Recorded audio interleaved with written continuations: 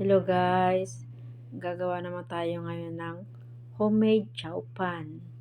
Ayan, inilagay ko na yung taba ng baboy at iginasa ko doon ang bawang.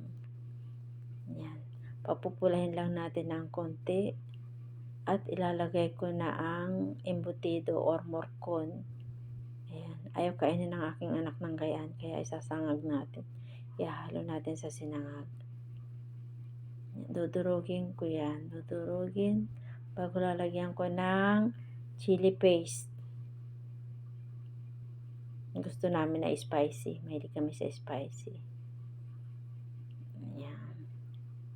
Hahaluin ulit. Ayun, meron pang bay leaves.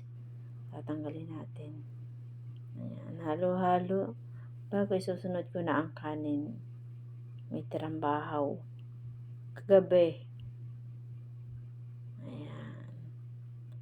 Kami ay isang beses lang kumain ng kanin sa isang araw. Ayan, talagang sinaid pa. Ayan, hahaluin natin ng mag-mix ang lahat ng mga yan. Tapos lalagyan ko na ng seasoning, liquid seasoning. Ayan. Tapos hahalo-haluin uli natin.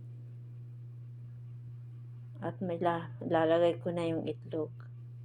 Ayan, bubutasan ko yung sa gitna para lutuin muna yung itlog bago i-mix sa kanin para hindi siya malansa.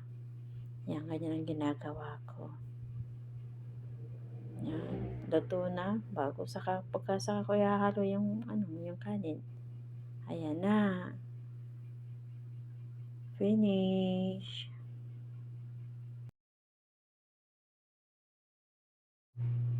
Ayan, my own version of chow pan. Yan, with fried siomai. At meron din ako ditong pipino at lettuce para maging healthy naman. Ayan, kain tayo. Yummy.